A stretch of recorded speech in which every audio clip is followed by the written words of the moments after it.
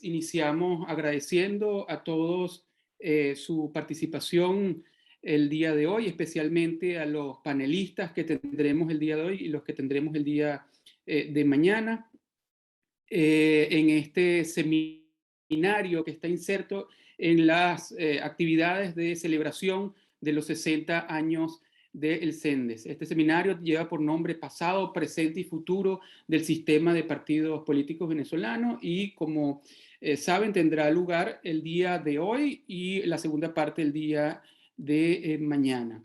Entonces, pasar a la intervención de la profesora Thais Maigón. El sistema de partidos, cómo ha sido visto, cómo ha sido analizado desde el CENDES. La profesora Thais Maigón es egresada, socióloga, egresada de la Universidad Católica Andrés Bello, con un PhD en Ciencias Políticas de la Universidad Central de Venezuela. Es profesora jubilada del CENDES, donde se desempeñó en diversos cargos administrativos, y académicos, incluido la coordinación de investigación del instituto. Actualmente es directora del Centro de Estudios Latinoamericanos, el CELAUP, Arturo Uslar Pietri, de la Universidad Metropolitana, y sus principales líneas de investigación son políticas públicas, partidos políticos y desarrollo. Sin más, quisiera entonces darle la palabra a la profesora Thais. Y bueno, Thais, puedes hacer desde ya compartir tu pantalla. Muchas gracias, Héctor y el CENDES por esta invitación o esta participación en los eventos de aniversario de los 60 años del CENDES, en el CENDES, lugar en donde yo trabajé 42 años. Mi formación post-universitaria y parte de la universitaria fue aquí, de la mano de José Agustín Silva Michelena y Jaime Sontag. Esto es realmente voy a hacer una conversación, porque en este momento no hay acceso a bibliotecas. La mayoría de los documentos que tienen que ver con el área sociopolítica y anterior a la conformación del área, está en el CENDE, en la biblioteca del CENDE, y bueno, no hay acceso a ello. Y entonces he tenido que recurrir a mi memoria que cada día está más debilitada, por supuesto. Y algunos libros de texto que tenía en mi casa, porque debo confesarles a todos que he desmantelado toda mi biblioteca. Entonces, menos mal que está Luis Gómez, que es amigo y miembro del área de sus principios, que me podrá corregir, completar, complementar, y se lo pido de todo corazón que lo haga. Voy a tratar de, entonces, desde mis recuerdos, desde mi experiencia académica, profesional, tratar de responder a el pasado, presente y futuro de los estudios sobre este tema. Okay. Quiero decirles que hubo perspectivas y enfoques muy complejos que combinaban muchas dimensiones de otros enfoques, de muchos enfoques, para el estudio sobre los partidos políticos y sistemas de partidos. Realmente estudios en específico sobre los partidos políticos o sistemas de partidos, el área no desarrolló. El área desarrolló de una manera muy particular, muy inteligente y muy práctica estudios que llegaban a los partidos políticos, a sus prácticas, a su interpretación de la democracia, a su interpretación de las relaciones de Estado y sociedad civil de una manera muy, muy, muy particular y muy rica. Los estudiosos sobre partidos políticos y sistemas de partido,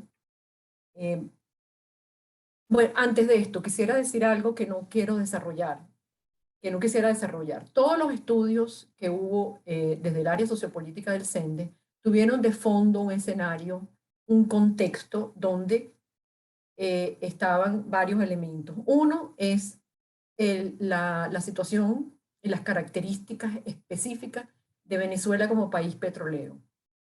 Dos, país petrolero donde el Estado distribuía y redistribuía la riqueza o la renta petrolera, producto del petróleo. Esa distribución y redistribución de la renta contribuyó desde la democracia, desde el advenimiento de la democracia, en el año 58 en adelante, hasta finales de los 70, a legitimar el sistema político, económico, cultural, social de Venezuela.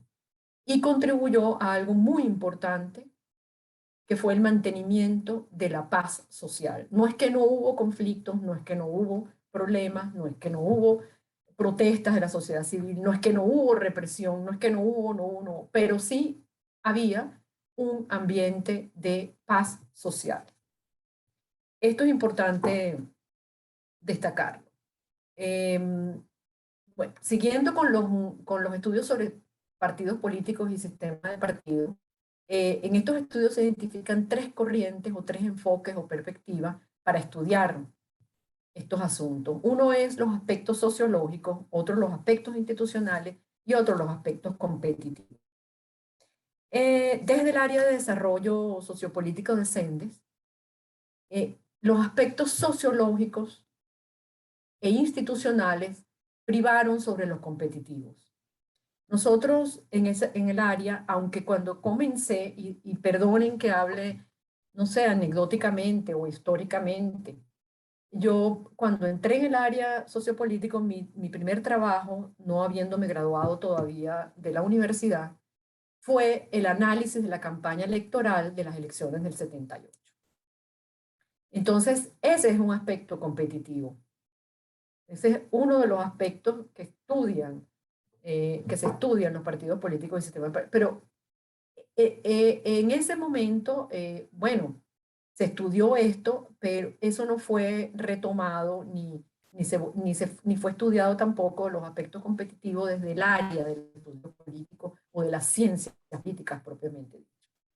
Entonces, para concluir este aspecto, las dimensiones sociológicas e institucionales fueron las privilegiadas en los estudios de los partidos políticos. Ya vamos a ir acercándonos. Tenemos entonces que las orientaciones conceptuales, metodológicas inclusive, y teóricas, vinieron básicamente, hubo muchas, pero básicamente de Antonio Gramsci. Y, por supuesto, también manejamos todo lo que tiene que ver, todo lo que tuvo que ver con los conceptos de Juan Carlos Rey, el sistema de conciliación de élites. Hicimos estudios hasta el 2012 más o menos, sobre las relaciones sociedad política y sociedad civil, las expresiones de la hegemonía del poder, crisis orgánicas o hegemónicas, toda una discusión sobre si la crisis era estructural o coyuntural, cómo cambiaban la hegemonía, el bloque hegemónico en el poder, y tuvimos una influencia teórica y metodológica y conceptual del sur, a través de Juan Carlos Portantiero, que podríamos decir hoy en día, ¿no?, que sureñizó a Gramsci, con un modelo de hegemonía y modelo de desarrollo que los estados construyen o reconstruyen a través de los procesos de relación entre la sociedad política y la sociedad civil. Y hubo también, esto fue una cuestión muy importante en la área sociopolítica, un énfasis, una importancia que se le imprimió, un sello a los actores políticos y sociales. Estas 5, puede ser que hubiesen muchísimas más, pero estas son las que recuerdo, le imprimió un sello característico al área sociopolítica de su fundación, que creo que fue, si mal no puedo recordar mal, como en el 76, 77, antes se llamaban departamentos. Por supuesto que antes de la fundación del área sociopolítica, el departamento, yo no sé si, realmente no recuerdo cómo se llamaba, tuvo algunos proyectos de grandes, muy grandes. Conflicto y consenso en la sociedad venezolana. Apenas se fundó el CENDE en el año 61, obtuvo un financiamiento internacional y fue llevado, creo que uno de los coordinadores fue José Agustín Silva Michelena, y llevó a cabo un estudio muy grande donde se analizaban los actores económicos y políticos, y creo que sociales, y su relación con el Estado. Aquí quiero enfatizar también que hay un actor importantísimo que fue estudiado en el área sociopolítica desde ese momento hasta el final, que fue el Estado. La caracterización del Estado, cómo era su relación con los otros actores. El Estado fue estudiado como un actor más. Entonces esto es importante. Eso nos diferenciaba más o menos una cierta diferencia con el Instituto de Estudios Políticos de la Universidad Central. Hay un sello también que nos diferenció de otros institutos políticos de investigaciones en Venezuela, y es que el área de desarrollo sociopolítico estuvo conformada, si mal no recuerdo, en su mayoría o todos por investigadores que veníamos de la sociología, no de estudios políticos. Posteriormente hubo varios de ellos, entre los que me cuento yo, que hicimos doctorado en ciencias políticas, y después entra un investigador joven que es Héctor, que venía con una maestría en ciencias políticas. Eso es más o menos 2012, 2010, no recuerdo muy bien, y ahí comienzan de nuevo los estudios dirigidos básicamente a análisis y resultados de elecciones, comportamientos electorales, etc. Ok. Entonces, como decía antes, las investigaciones en su mayoría desarrolladas desde un principio, desde 1961 más o menos, tuvieron como centro de sus análisis los actores políticos y sociales y económicos también, en contextos y situaciones institucionales particulares. ¿Cómo fueron sus respuestas? ¿Cómo fue el proceso de reestructuración de esas relaciones? ¿Cómo se conformaron las fuerzas, las alianzas? ¿Cómo lograron mantenerse en un bloque hegemónico? ¿Cómo cambió el bloque hegemónico? ¿Cuál fue la relación entre el modelo de desarrollo y el modelo de desarrollo económico y desarrollo político, etcétera? Y también esto nos hizo dirigirnos un poco hacia la caracterización del sistema político, de su funcionamiento, de sus éxitos y fracasos. Tuvimos, el área sociopolítica era un área, o no sé, que produjo muchísimas investigaciones. Era una de las áreas que más produjo investigaciones dentro del centro. Yo realmente me siento orgullosa de haber compartido con mis compañeros de trabajo, con mis amigos. Muchos de ellos son amigos míos todavía, porque fue muy enriquecedor. Éramos un equipo que se discutía las ideas, y también tuvimos visitas de otros investigadores que estuvieron interesados en cómo se hacía la investigación de partidos políticos y sistemas políticos en Venezuela, en el CENDE, como es el profesor doctor Nicolaus Bers, amigo, histórico prácticamente. Y tuvimos también a Terry Carr, de la Universidad de Stanford, Nicolaus Bers de Alemania, de la Universidad de Stanford, y pasaron, no estuvieron asociados a CENDE, pero pasaron por CENDE. Jana Morgan, que la saludo desde aquí, también estuvo Javier Corrales, de la Universidad de Amherst, en Massachusetts. También estuvo Manuel Hidalgo, de la Universidad Juan Carlos III de España, entre lo que recuerdo. Hubo muchos más que ahorita la memoria no los tengo. Esta metodología, o este procedimiento metodológico, vamos a llamarlo así, de la caracterización del sistema político, fue llevado hasta las últimas investigaciones en las cuales participé. Es decir, que hay mucha literatura, mucha bibliografía sobre la caracterización del sistema político cuando emerge un nuevo, para seguir utilizando las categorías o las dimensiones gramscianas y de Portantiero, un nuevo bloque hegemónico a partir que se construyó a partir de las elecciones del 98. Entonces, desde el año 2000 en adelante, por aquí podemos empezar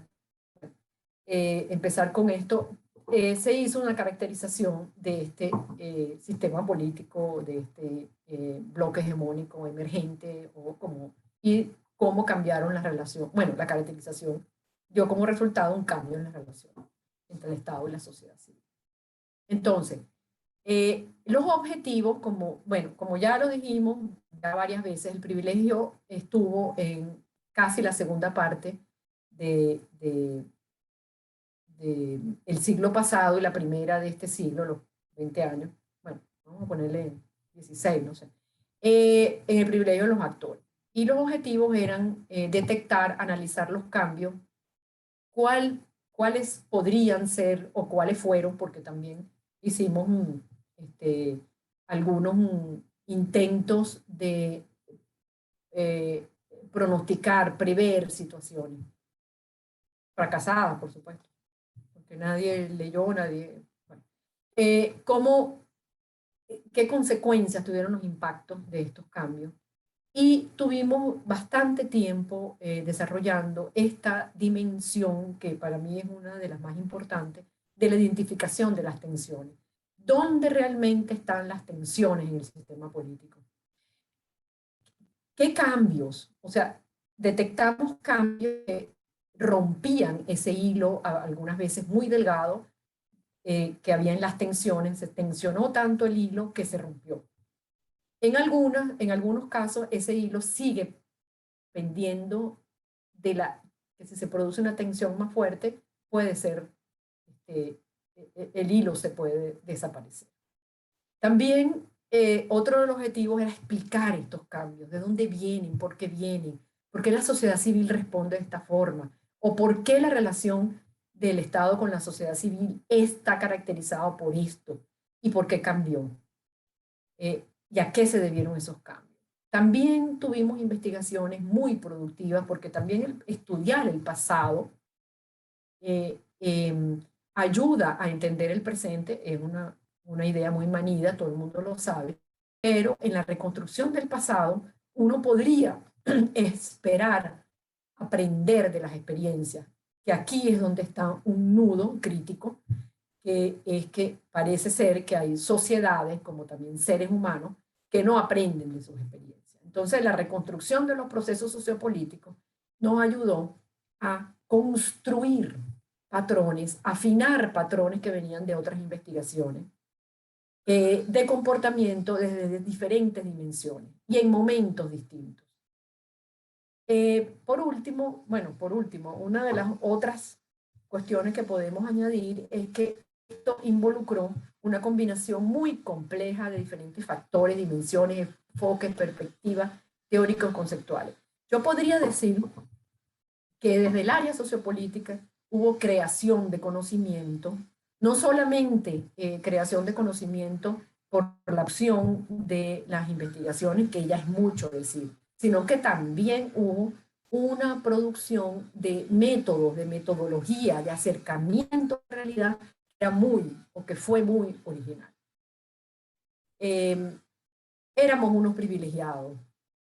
Nos sentíamos bastante contentos de estar en un equipo de trabajo donde se podía discutir abiertamente todas estas perspectivas, estos enfoques, estas dimensiones. ¿Que hubo diferencias? Por supuesto que las hubo, de enfoques, de perspectivas, de dimensiones, de diferencias políticas también las hubo, pero pudimos resolver todo esto y ahí está la producción. Para muestra está la producción. Entonces, la perspectiva adoptada, la privilegiada, en los últimos años fue el análisis del desarrollo sociopolítico y su relación recíproca con el Estado, desde el punto de vista de la dinámica de la formación social. Las prácticas políticas de los actores en momentos críticos de coyuntura y su relación con el Estado a través de sus instituciones.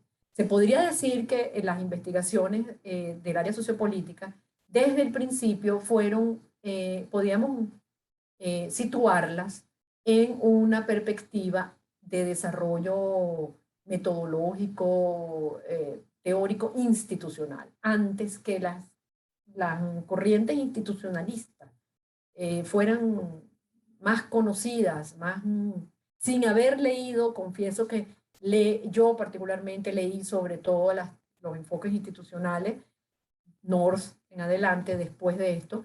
Ya nosotros en el área teníamos un enfoque, llegamos a través de nuestras discusiones en equipo, a través de lo que leíamos, a través de quienes venían, porque vinieron muchos intelectuales, académicos.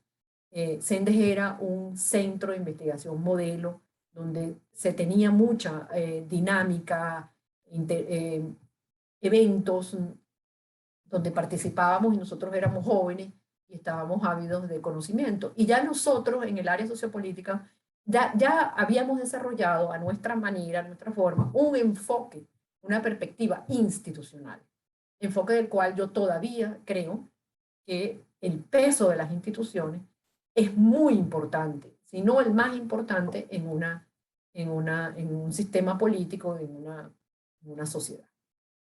De la robustez que tengan sus instituciones, una sociedad podrá salir airosa o con éxito de los problemas que tiene. Lamentablemente, Venezuela empezó a erosionarse, sus instituciones comenzaron a erosionarse, como lo detectó o fue detectado desde el área sociopolítica en muchas de sus investigaciones y están las publicaciones, a finales de los años 70.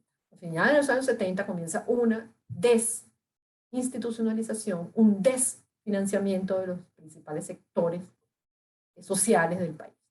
Y aquí, a finales de los años 70, comienza los años 80, comienza una línea de investigación novedosa en el CENDE y en el área, que es la que tuvo que ver con las políticas sociales. Y este eje,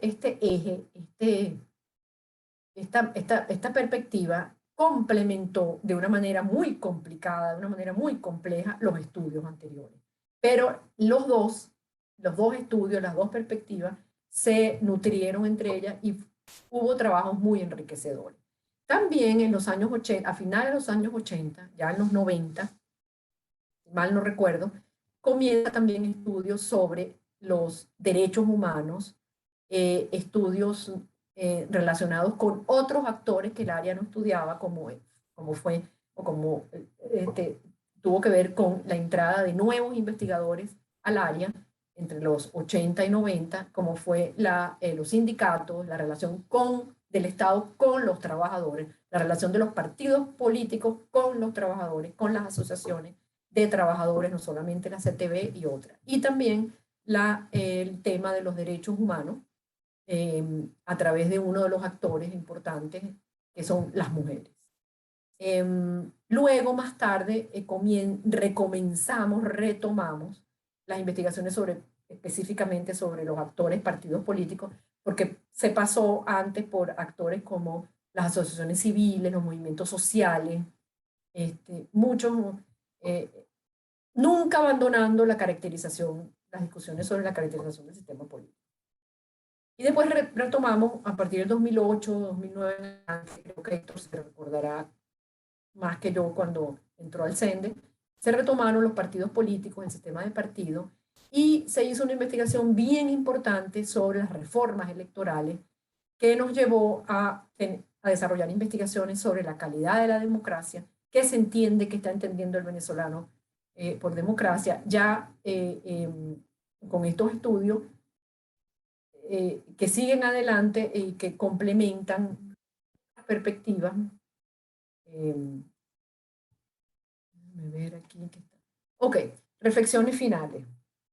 El sistema político venezolano, las reflexiones finales voy a destacar los aspectos más interesantes, importantes y complejos desde mi punto de vista.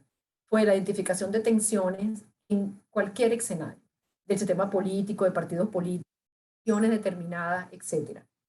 Y la caracterización del sistema político. Desde un comienzo, esto nunca lo abandonamos, hasta la caracterización del sistema político emergente de los últimos 20 años. Las conclusiones de la primera fase de la caracterización, como podríamos llamar, es que el Estado cumplió con su papel de integración social y política, hubo una redistribución y distribución de la renta petrolera, el Estado y los partidos políticos funcionaron como mediadores de los sociales y hubo una satisfacción de demanda.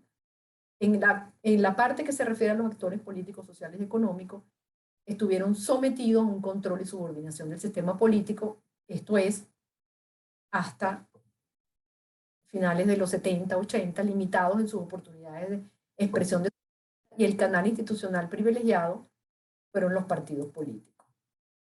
En 1980-89 se detectaron desajustes del Estado, del sistema de conciliación de élite, hubo dificultades en la orientación de su acción hacia la integración y legitimación del sistema político y de la sociedad, cambiaron los principales proyectos sociopolíticos. Este fue un estudio, una investigación bien importante, donde se estudió los principales proyectos políticos, no solamente de los actores políticos, sino también de los sociales. Pues también tuvimos una investigación en este cambio de los proyectos sociopolíticos sobre la reforma del Estado planteada en 1984.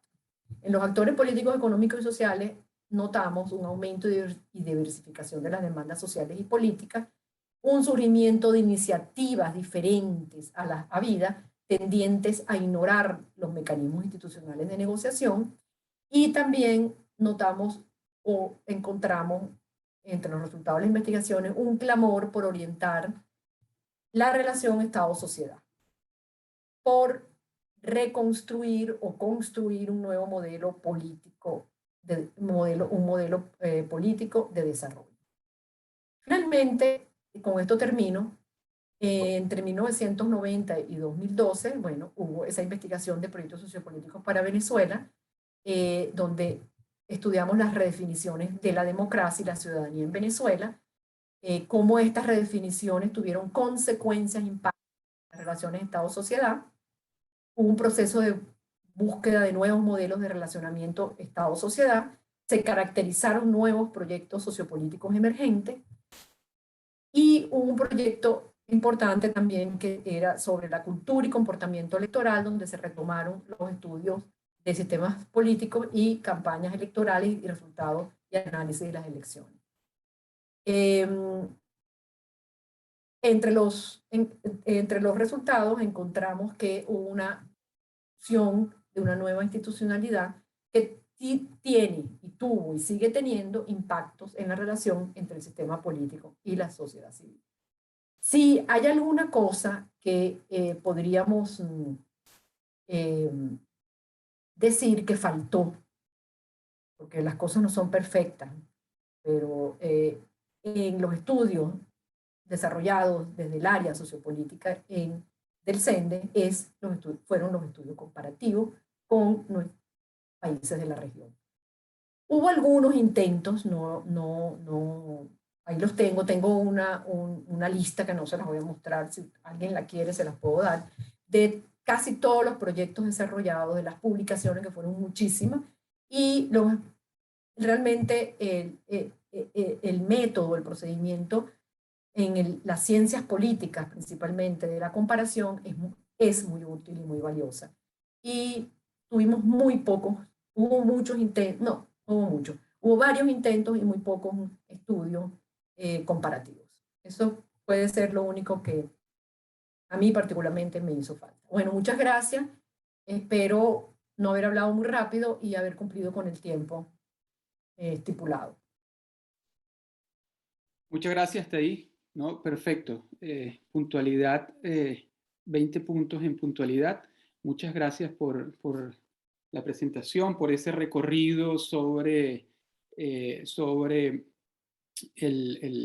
la investigación, el CENDES, y cómo ha analizado, investigado el sistema de partidos venezolanos. Ya empiezan a llegar algunas preguntas. Les recuerdo que la dinámica que hemos estipulado es tener los dos panelistas, las presentaciones de nuestros dos panelistas, e inmediatamente después hacer una discusión, abrir los micrófonos, o quienes quieran pueden ir dejando sus comentarios en el chat y los leemos en este momento. Nuestra siguiente presentación estará a cargo de el profesor Nicolaus Werth, quien es profesor emérito de la Universidad de Política Comparada de la Universidad de Rostock. Profesor Werth, perdonen, durante el año 1980 y 1981 fue miembro, como lo anunció ya Thais también, del área sociopolítica de Sendes cuando realizaba su proyecto de doctorado sobre los partidos políticos venezolanos. Cuesta con innumerables publicaciones sobre política latinoamericana, pero entre ellas mencionamos un handbook, un manual de reciente publicación en coedición con el profesor Meinhold y un tercer profesor, sobre un manual sobre política latinoamericana, publicado en el año 2019, y un poco antes un libro que es una introducción a Latinoamérica. Entre sus principales temas de investigación se encuentran partidos políticos, Latinoamérica y política comparada, y su tesis doctoral, esa que realizó estando en Venezuela, se llama Partidos, Estado y Desarrollo en Venezuela, y un poco de eso queremos que nos hable hoy el profesor. Profesor, muchas gracias nuevamente por haber aceptado la invitación, y pues solo le digo que cuando hayan transcurrido 20 minutos le haré llegar un mensaje privado para anunciarle que le quedan 5 minutos finales. Perfecto, muchísimas gracias, Héctor. Gracias, Thais.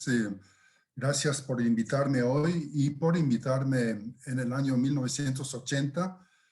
Puedo confirmar lo que dijo Thais. Realmente fue un grupo muy interesante en el cual yo pude participar en aquel entonces.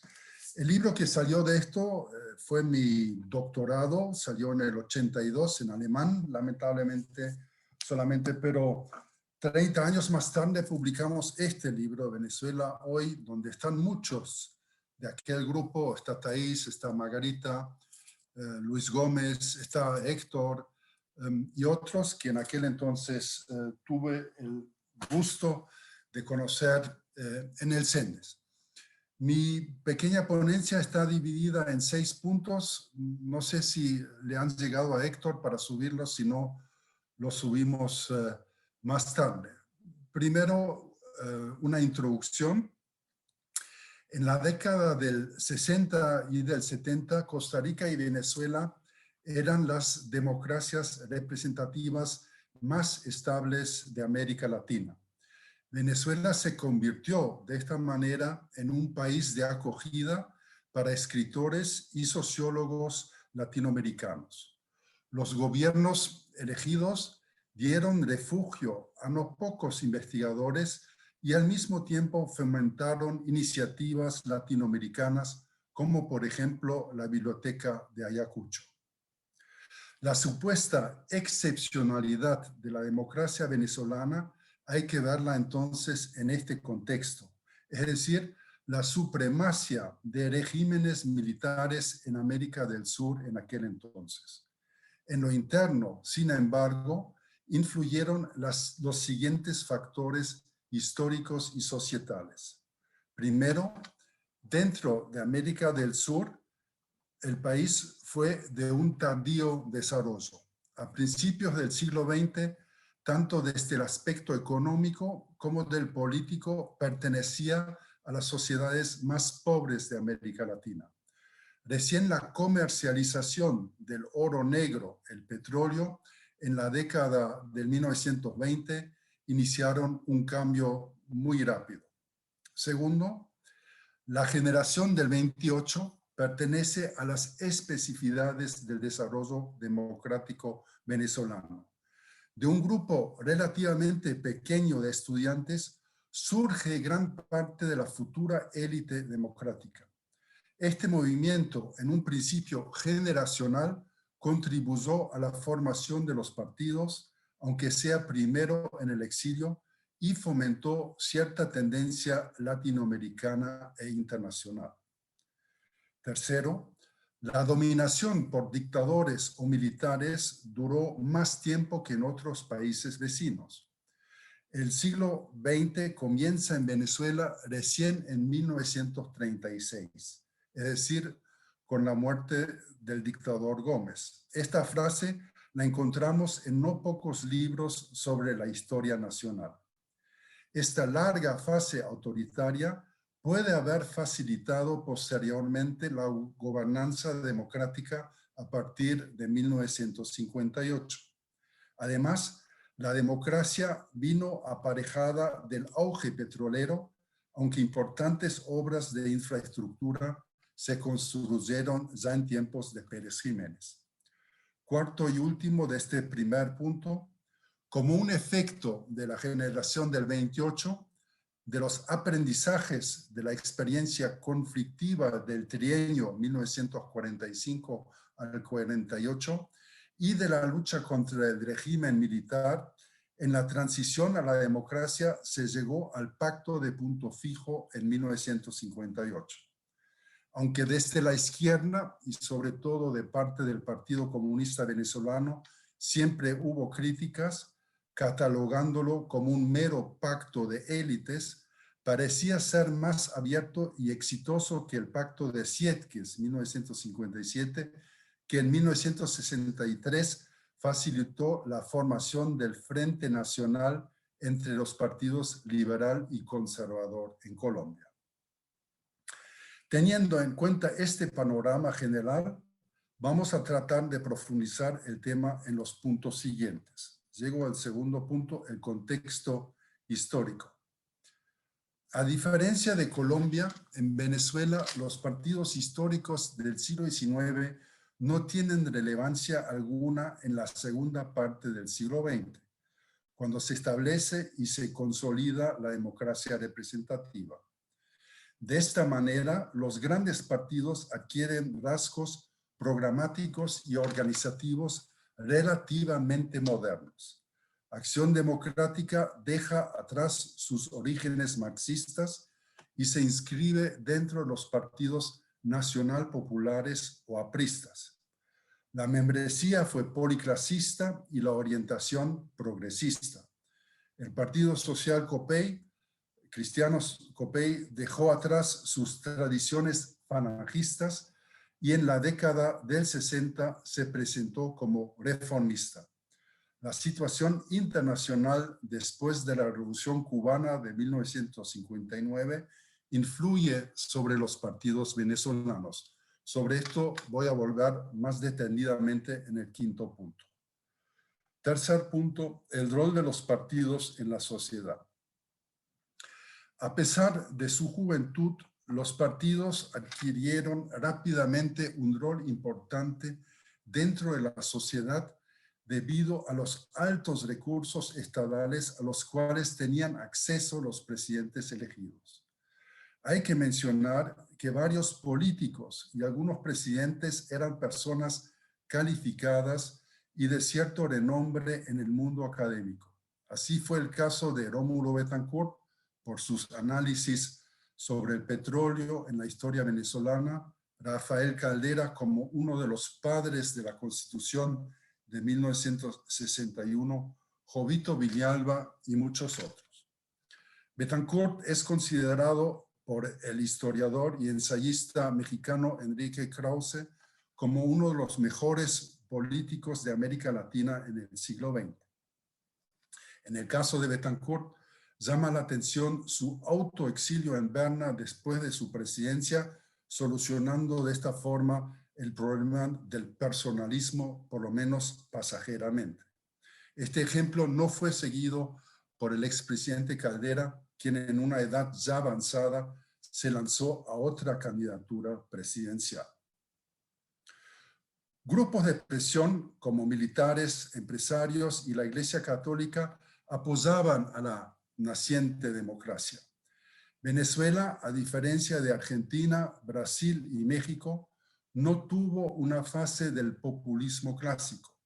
Sin embargo, el sistema de partidos desarrolló ciertos rasgos populistas que se repartían de forma casi proporcional sobre las dos grandes organizaciones, ADE y COPEI, la así llamada guanábana, afuera verde y adentro blanco.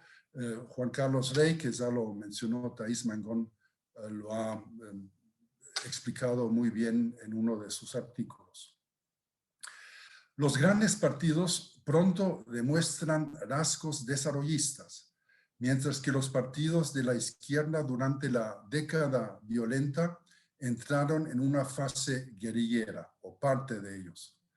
La pacificación bajo la presidencia de Caldera facilitó su reintegración y en cierta forma integró parte de ellos dentro del pacto. Además, la pacificación venezolana, esto muy pocos libros lo tratan, es un ejemplo para una pacificación exitosa y en cierta forma se ha intentado en muchos otros países de América Latina y América Central. Con el movimiento al socialismo más surgió un partido novedoso considerado por algunos estudiosos europeos como parte del eurocomunismo, o mejor dicho, del venezucomunismo.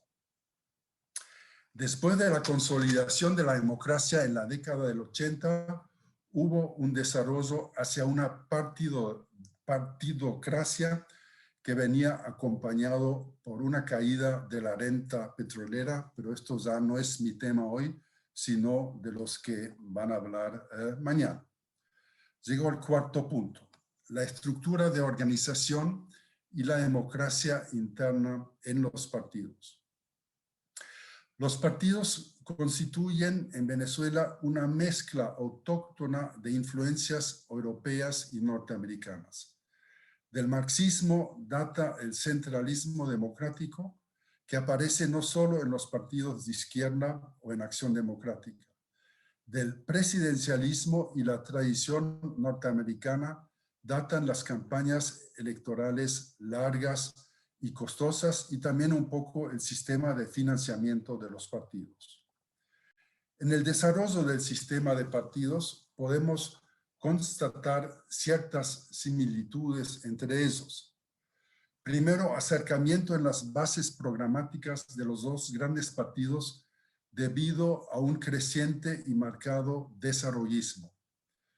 Después, el envejecimiento de los programas de principios o de los manifiestos y su no actualización. Supuestamente una alta afiliación que en parte solo la encontramos en el papel, no eran partidos miembros en ese sentido. Después, las estructuras internas a su vez combinan elementos tradicionales, una suerte de caudillismo civil, y modernos o muy modernos, por ejemplo en las campañas electorales y también en el uso de las encuestas.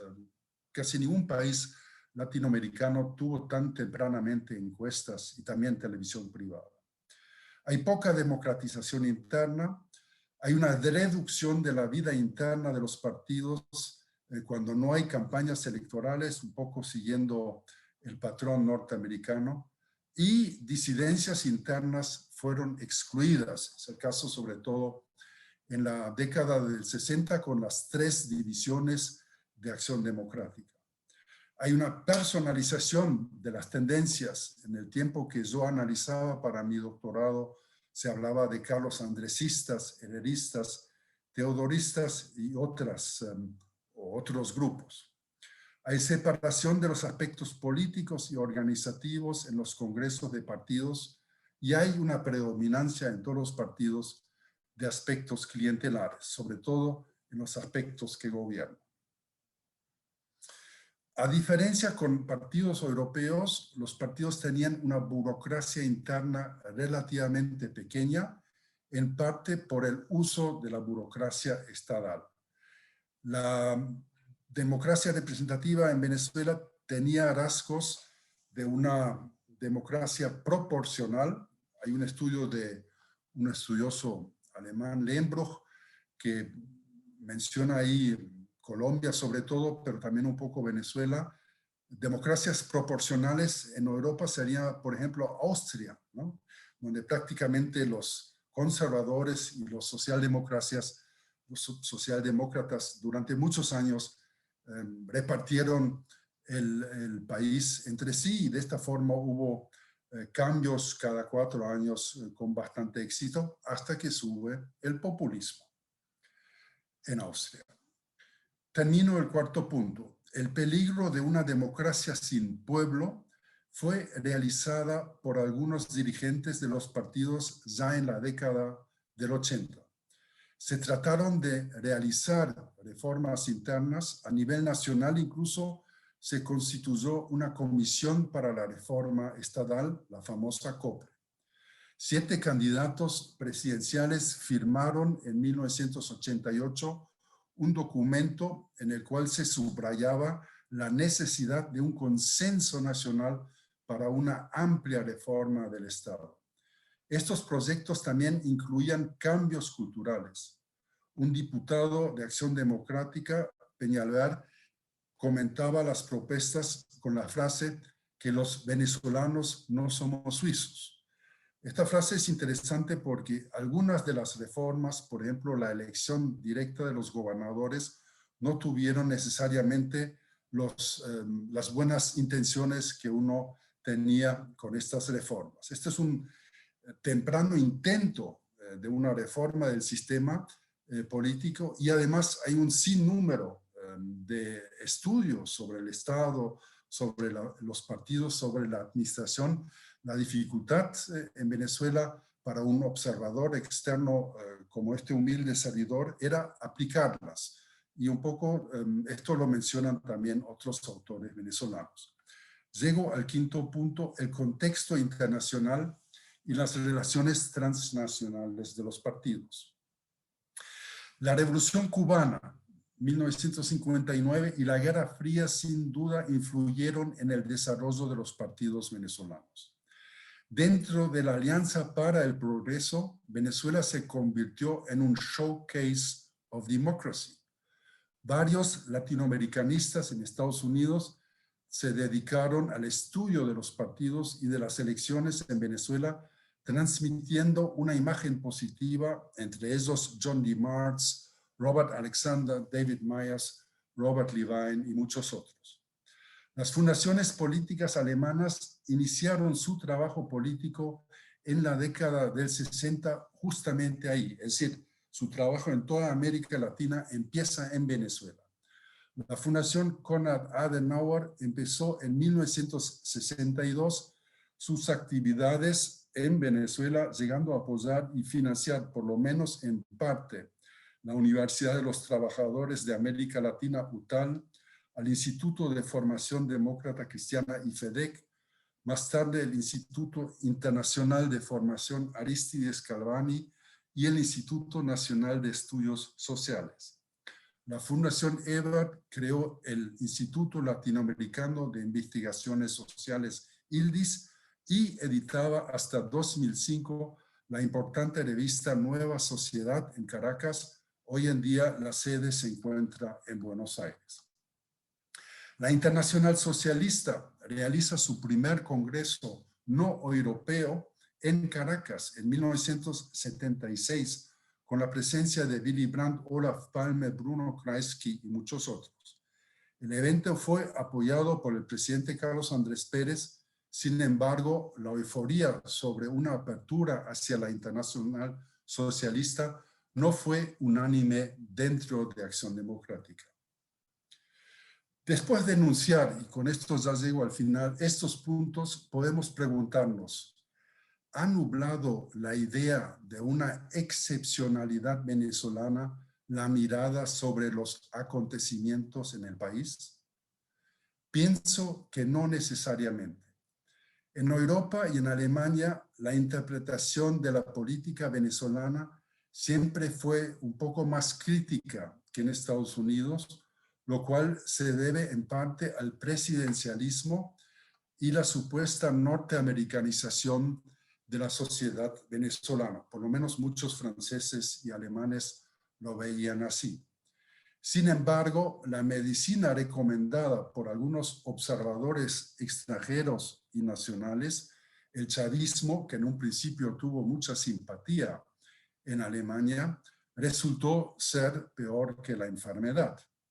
Además, también en Estados Unidos, donde se realizan mucho más estudios sobre Venezuela que en Europa o en Alemania, salieron artículos críticos como, por ejemplo, Venezuela From Showcase to Basket Case, de Roger Fontaine en el año 1996. Sexto y último punto, algunas conclusiones. Podemos aprender algo del quizás prematuro excepcionalismo y del posterior desengaño en Venezuela. Menciono 4 puntos. Primero, democracias pactadas, y la venezolana fue una democracia pactada, funcionan para la consolidación formal de una democracia representativa, pero exigen una actualización y renovación. Segundo punto, dependen de un liderazgo esclarecido y de élites dispuestas a aprender. En Venezuela hubo un envejecimiento de los protagonistas. Eso se vio especialmente en la edad de los candidatos en el 1998 que se enfrentaban a Hugo Chávez. Tercero, los intentos de reforma, como los de la COPRE y dentro de los propios partidos políticos, merecen un análisis más profundo. Los estudios latinoamericanos en el exterior dieron más importancia a las supuestas revoluciones e intentos de cambio radical que a las reformas graduales que se intentaron o que se deberían haber intentado con más fuerza en Venezuela. Cuarto punto, debido a los enfoques basados en la modernización, y esto es válido para gran parte de los estudios sobre los partidos en América Latina, en el exterior, quizás se sobrevaloraron los elementos de cambio en la sociedad venezolana y se menospreciaron los aspectos tradicionales, es decir, personalismo, caudillismo y continuismo. Termino. La excepcionalidad venezolana dependía de cierto entorno histórico-político en la segunda mitad del siglo XX. Difícilmente se puede repetir en el siglo XXI. Muchas gracias. Profesor, muchas gracias por esa intervención, por sus palabras y por su análisis tan agudo. Pasaríamos de inmediato entonces a la segunda parte de esta actividad del día de hoy y pasamos, eso quiere decir que pasamos a la sección de preguntas y respuestas, ¿no? De manera tal que desde ahora está abierto la opción, quien desee hacer alguna intervención puede tanto colocarla en el chat como levantar la mano para intervenir directamente. Eso sí, pedimos que quien se anime a hacer una intervención hablada, les pedimos utilizar, ser breves, un máximo de 2 minutos para que podamos, todos los que quieran participar lo puedan hacer. Mientras llegan las preguntas, tenemos 2 que se compartieron en el chat, ambas están dirigidas a Thais.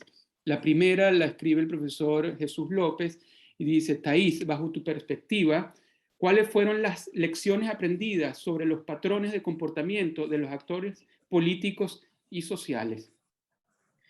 La segunda la coloca Griselda Colina y dice: profesora Maigón, me gustaría conocer sus ideas sobre las investigaciones que tendrían que adelantarse para tener una caracterización que permita comprender los cambios del sistema político venezolano en los últimos 5 o 6 años. Em, entonces, si quieres, Thais. Respondo. Sí. Bueno, dos preguntas. Gracias, Jesús, por tu pregunta, y Griselda, deja de llamarme profesora, Griselda. Interesantes las preguntas, pero antes quisiera pedir disculpas si algo se me olvidó en la exposición anterior. Bueno, creo que ya lo había dicho, es como la tercera vez que lo digo.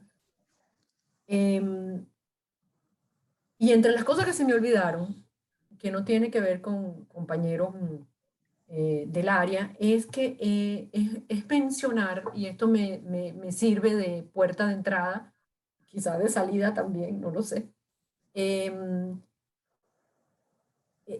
para responder las preguntas. Apenas se funda el CENDE,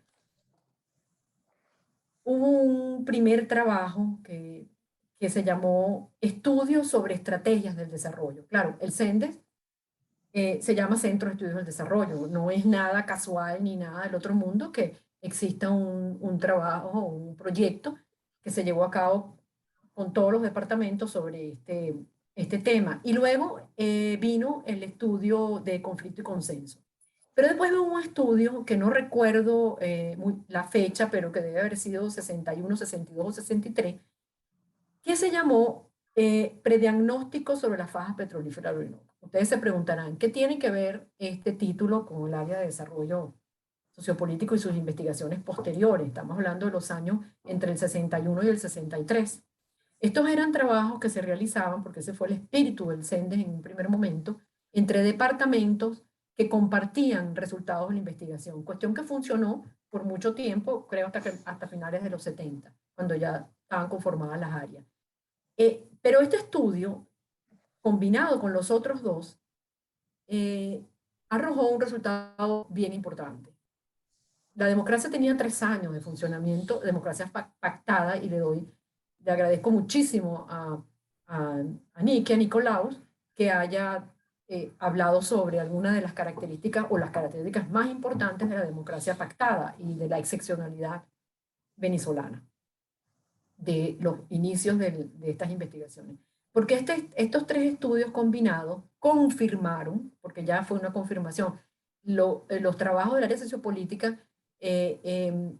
se dedicaron a profundizar esta reconstrucción a través de reconstrucción de procesos. El estudio del pacto de punto fijo al pacto social, no recuerdo cómo que es el título del libro, a confirmar y adelantar estos resultados. El hallazgo que destaca esta investigación fue el peso determinante que tenía el Estado, a través, por supuesto, del sistema político, el hiperpresidencialismo que mencionó Nicolaus, sobre todas las estructuras de poder, regional, local, y sobre todos los actores. Estos 3 trabajos confirmaron este hecho. Y entonces voy a tratar de responderle a Jesús. Bueno, ¿cuáles fueron las lecciones aprendidas? Bueno, hay lecciones metodológicas, hay lecciones de procedimiento, hay lecciones personales, cómo puede ser conformado un equipo de investigación. Hay muchas lecciones que no voy a mencionarlas aquí, pero voy a mencionar las académicas, de los patrones de comportamiento de los actores. Bueno, en una primera etapa, el Estado determinó, vamos a ser simplistas, no vamos a desarrollar esto porque no es así, todo lo que estamos aquí entendemos de qué se trata el asunto, ¿no? El Estado fue el que conformó ese relacionamiento con la sociedad civil. Esa conformación, esa estructura, que fue estructura después, según los estudios del área, entre las discusiones entre lo coyuntural y lo estructural, detectamos que había muchas cuestiones que tienen que ver con la cultura política, que es algo estructural, difícil de cambiar, complicado de cambiar, se tarda mucho en cambiar. Se estructuró una conducta, una cultura política que llevaba a aceptar que el Estado y los partidos políticos moldearan a la sociedad. La sociedad aparentemente se definía como una sociedad débil, bueno, por esta misma relación. Entonces, ahí los estudios sobre comportamientos de los actores políticos y sociales son importantes, porque uno puede detectar los cambios o podría tal vez, dependiendo de los objetivos del estudio, apuntar hacia cómo deberían de ser los cambios. Allí ya nos salimos un poco de las investigaciones basadas en evidencia. Ahora, ¿cuál es el futuro de las investigaciones? Bueno, Griselda, yo estoy jubilada del CENDE. Yo no podría, es mejor hacerle esta pregunta a los que continúan en el área sociopolítica, a Héctor, que está allí. Yo estoy retirada del área sociopolítica, tengo más de 6 años jubilada y trabajando en otra área. Yo realmente no soy capaz de responderte esa pregunta en este foro abierto y delante de todo el mundo, no voy a responder. Pienso nada más que las investigaciones, recomiendo que las investigaciones se dirijan hacia investigaciones comparativas. Populismo, comparemos nuestro populismo, nuestro autoritarismo con otros sistemas políticos parecidos o medianamente parecidos para detectar diferencias y semejanzas. Pienso que en la ciencia política o en la sociología política el método comparativo es uno de los métodos más ricos que hay. Muchas gracias, Thais. Han llegado otras preguntas. Quisiera leer las que le han dirigido el profesor Wels. Carlos Castañeda dice, ¿cómo fue comprendida o cómo era comprendida la democracia por parte de la población venezolana antes de 1998? Iván Méndez, por su parte, dice, gracias por esta iniciativa al profesor Wels. ¿Qué elementos de los liderazgos de la primera ola democrática, del 45 al 48 y del 59 al 98, podrían funcionar de cara a un proceso de rediseño de la democracia en el país en pleno siglo XXI? Por su parte, María Cristina Parra dice, el caso venezolano de hoy no deja de ser también excepcional. El modelo chavista ha impactado el proceso político latinoamericano. Yo también quisiera, me permitiría dejar o colear una pregunta y tiene que ver, por supuesto, con una de sus conclusiones. Decía que las élites deben estar dispuestas a aprender. Y un poco retomando la presentación de Thais, profesor, ¿qué elementos institucionales pueden ayudar a las élites a aprender a escuchar más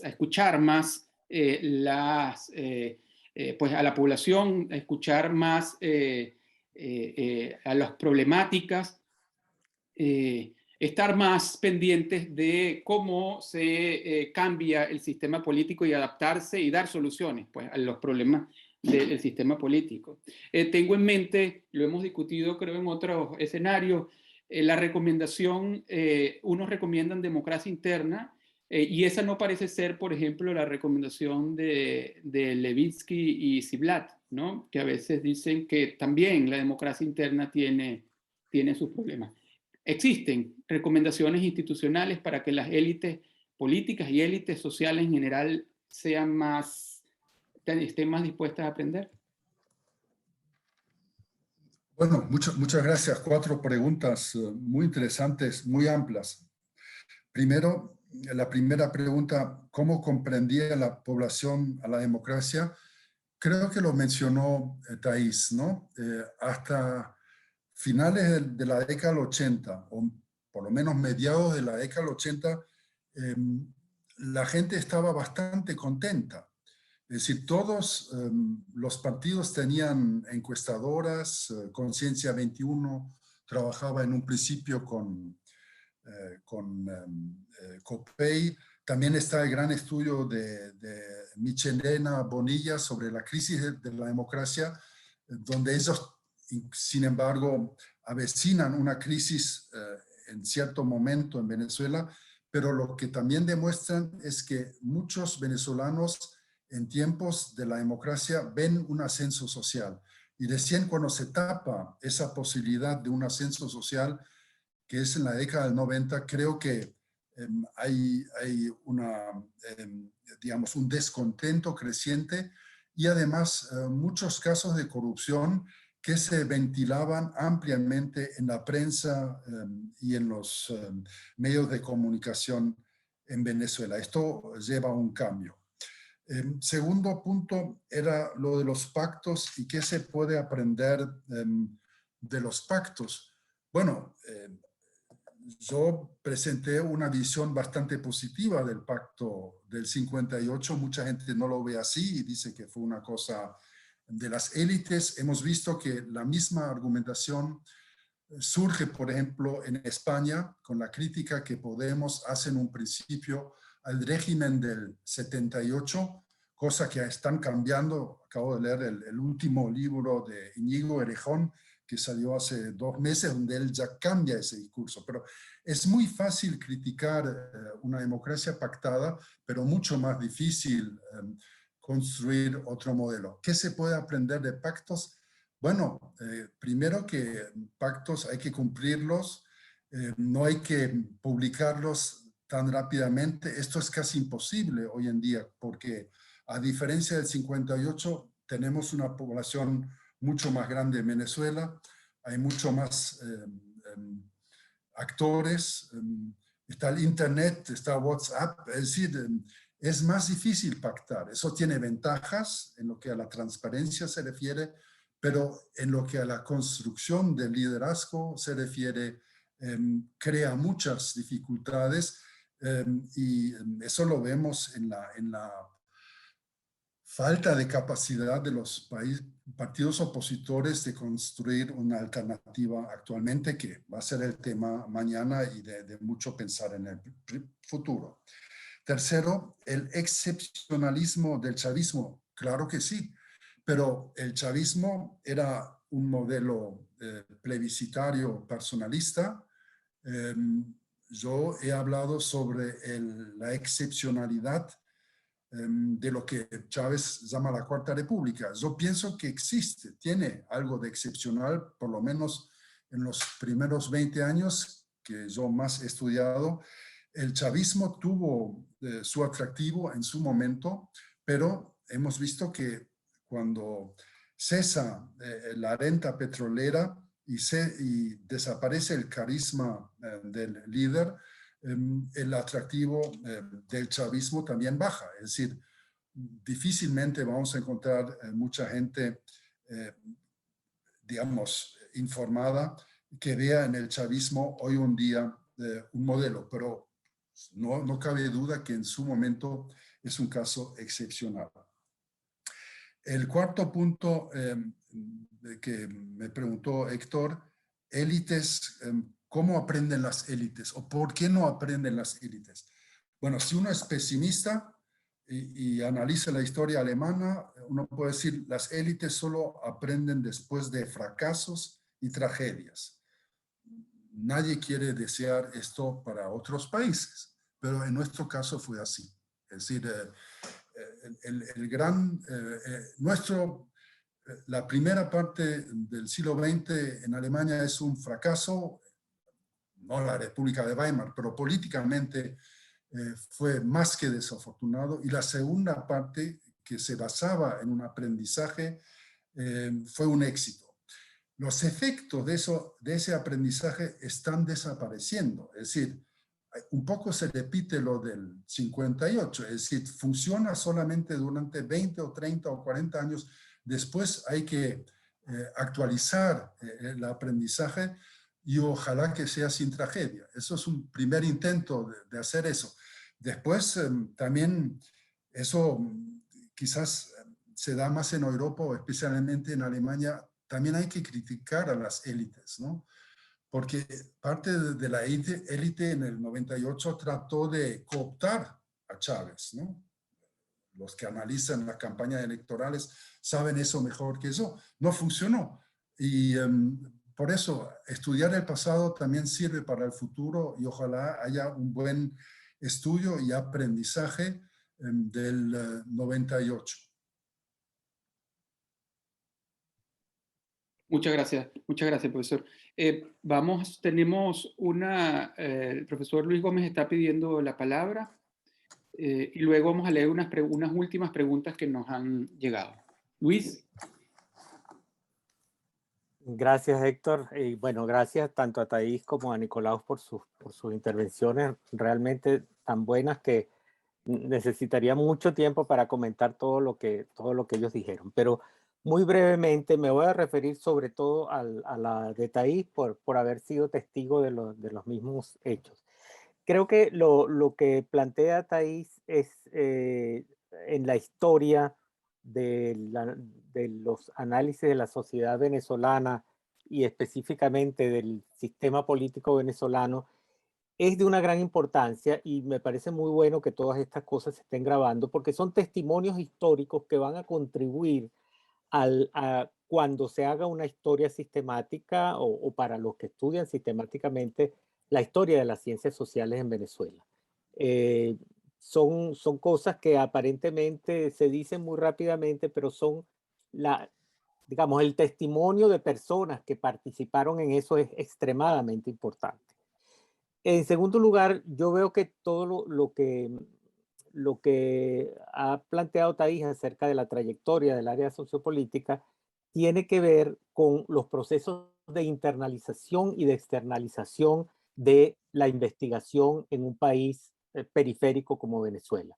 ¿Por qué? Porque los primeros estudios verdaderamente de ciencia política que se empiezan a hacer en Venezuela son estudios de alguna forma implantados desde afuera, porque se sabe que el proyecto que comienza en 1961 de Conflicto y Consenso es un proyecto financiado desde afuera, financiado con una gran subvención de la Fundación Ford, y donde participan realmente, aparte de José Agustín Silva Michelena, participan politólogos e intelectuales extranjeros como Fran Bonilla, Julio Kotler, Daniel Lerner y muchos otros. Es decir, es una primera etapa de los estudios de ciencia política en Venezuela que vienen como desde afuera. Por supuesto, se habían hecho muchos estudios de ciencia política en Venezuela, pero en otros países, sobre todo en Estados Unidos, en Europa, pero es esta especie de planteamiento de esta semilla inicial que viene desde afuera y vemos cómo con la fundación del CENDES y unos años después, a principios de los 70, con la fundación del Instituto de Estudios Políticos, se van creando varias generaciones de sociólogos, politólogos, de investigadores sobre el sistema político venezolano. Por lo tanto, la ciencia política o los estudios, para hacerlo más amplio, los estudios de ciencia política y de sociología política en Venezuela se fueron internalizando y eso se expresa también en la participación del Estado, que así como participaban otras cosas, yo quisiera subrayar que si bien ese primer estudio de conflicto de consenso fue financiado fundamentalmente desde afuera, los 3 estudios posteriores y más importantes del CENDES sobre la política en Venezuela fueron financiados por el CONICYT y el último por ese llamado FONACYT. Esto quiere decir algo muy importante, no solamente se internalizó, sino que el Estado permitió es una palabra muy, auspició la investigación sobre el sistema político y sobre la sociedad venezolana sin imponerle trabas ideológicas, sin imponerle directrices ideológicas, sino que permitió toda la libertad de investigación, incluso en los primeros años del chavismo, porque nuestro último proyecto financiado por FONACYT fue entre 2003 y 2007, y ahí todavía existía en el FONACYT una burocracia profesional que en ningún momento interfirió por razones ideológicas. Bueno, última cosa, porque ya creo que me estoy pasando de tiempo, es que ahora estamos viviendo una nueva externalización de los estudios políticos sobre Venezuela, hechos por la diáspora y hechos por investigadores extranjeros, porque se ha destruido la capacidad de investigación social en Venezuela. Gracias. Muchas gracias, Luis. Muchas gracias por esa intervención. Yo creo que estamos llegando hacia el final. Sin embargo, no quiero dejar de leer 2, 3 preguntas más que nos han compartido en el chat, pero les pediría a la profesora Thais y al profesor Bell que sus respuestas sean muy acotadas para no excedernos del límite de tiempo que teníamos programado. Raúl Lovera dice, para la profesora Maigón, ¿cree que los partidos políticos han pagado muy caro no haber apoyado el proyecto de reforma constitucional de la comisión de Caldera? Creo que, aunque se la dirige a la profesora Maigón, también el profesor Betts, que hizo alusión a la COPRE, también podría dar allí algunas ideas. La segunda, Sergio Sánchez. En casi todos los países estables y democráticos del mundo hay entre 6 o 7 partidos. En Venezuela pasan de los 100 partidos. ¿Acaso hay más de 100 programas políticos diferentes? ¿O es que en Venezuela los partidos obedecen a otra motivación? Bueno, creo que esto de un poco, yo lo voy a tratar el día de mañana en mi intervención, Sergio, pero adelantaría diciendo que por supuesto que en Venezuela hay partidos de maletín, muchos partidos de maletín cuyo objetivo no es participar ni acceder al poder político, sino que tienen otras intenciones. Sin embargo, siguen habiendo, tienes razón en decir que hay una cantidad importante de partidos políticos en Venezuela que hay que analizar y que puede estar relacionado con la institucionalidad, con las leyes electorales. Finalmente, el profesor Magallanes, aunque creo que ya el profesor Betts ha hecho referencia a este punto, pero menciona, la principal crítica al modelo democrático de Punto Fijo fue el elitismo. Podría ser un problema de nuestras élites. El modelo democrático podría requerir una apertura y la inclusión de nuevos mecanismos para alcanzar un consenso que no incluya exclusivamente a las élites. Con esto les pediría a Thais, por favor, una intervención, si puedes responder algo de esto, y unas palabras pues ya finales muy, muy breves, y luego le damos también el derecho de palabra al profesor Betts. Adelante. Bueno, primero, Luis, muchísimas gracias por haber apuntado, recordado todo.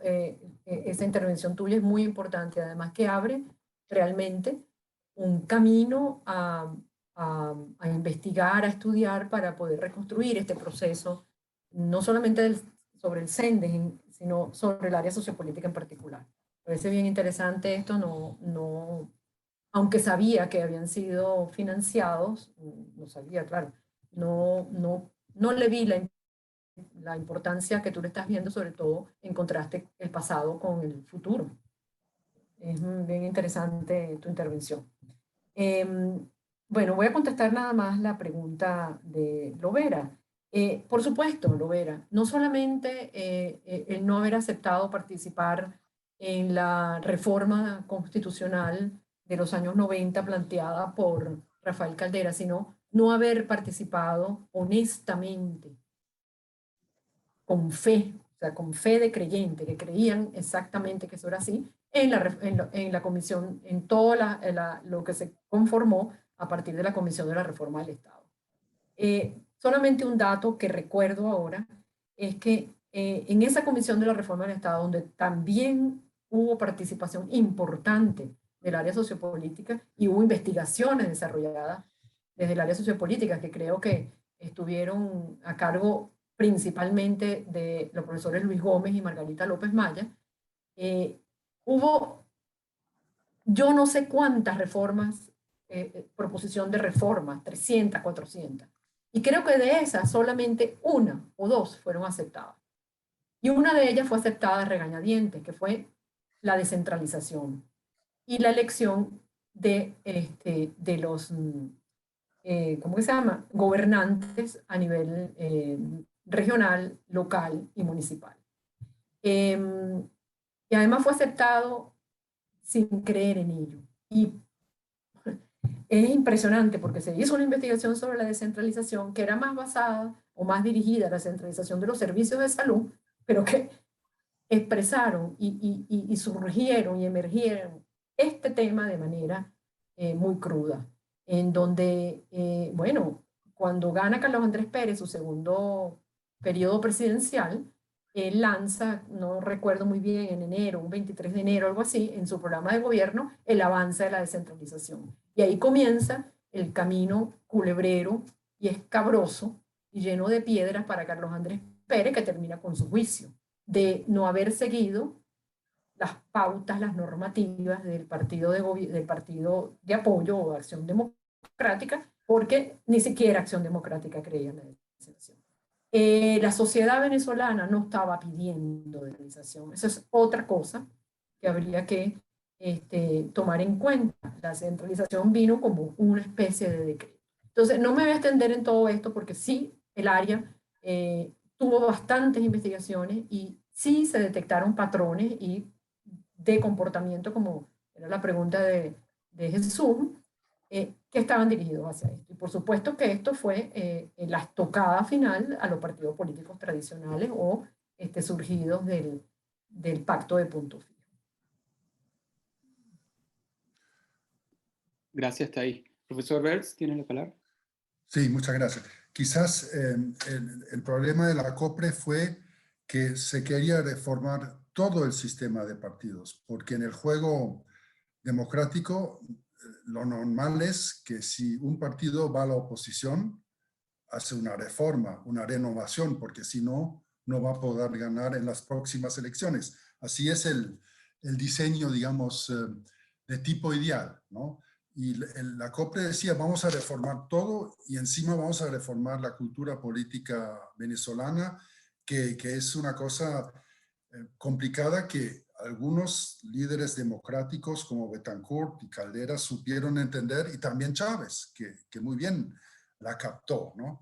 Entonces creo que ahí hay un gran problema ahí, que el sistema, digamos, de la democracia pactada o proporcional, en un principio llevó a la consolidación de la democracia en Venezuela, pero después dificultó las reformas. Y con eso, y no voy a responder o tratar de responder a la pregunta de Lovera, voy a la segunda pregunta, lo del elitismo. Cierto, los pactos siempre tienen algo de elitista, ¿no?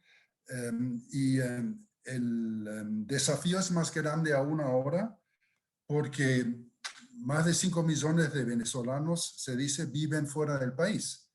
Y podemos presumir que gran parte de la clase media o de la clase media alta no está dentro de Venezuela y no están, digamos, en las elecciones y no están en el discurso público, ¿no? Y ahí, para entender esto, quizás sirven, como dijo Thais, los estudios comparativos, ¿no? Estudiar qué repercusiones tuvo el exilio chileno en la transición, ¿no? Porque hubo una diferencia entre los que se habían quedado en el país y los que vinieran o venían con buenos consejos de Suecia o Alemania. Otro caso es Cuba, pero Cuba es más complicado porque ahí vemos que también es una emigración social. Es decir, lo del elitismo no es solamente que un pacto sea elitista, sino quién puede participar en un futuro pacto en Venezuela, cuáles son las voces que se van a encontrar ahí, porque no solo son las internas, sino también las externas. Muchas gracias. Profesor, muchas gracias. Yo no quisiera despedirnos el día de hoy sin antes, pues, por supuesto, invitarlos a la sesión de mañana, que será igualmente entre las 10:30 y 4, entre las 10:30 y 12 del mediodía, hora de Caracas, y 4:30 en el otro lado, en hora europea continental. Por supuesto, agradecer a los ponentes, a Thais Malgón y el profesor Bertz por sus presentaciones y a todos por su participación y sus interesantes preguntas. Y pues mañana tendremos a la profesora Jana Morgan, quien habla sobre su libro, estudio de doctorado, sobre el colapso del sistema de partidos fundamentalmente venezolano. Yo estaré abordando el sistema de partidos desde la llegada del chavismo y tendremos una intervención final de Griselda Colina, rectora suplente del Consejo Nacional Electoral. Pues con esto les agradecemos nuevamente su participación y los esperamos el día de mañana. Que tengan feliz día o feliz tarde, dependiendo de dónde estén. Saludos a todos.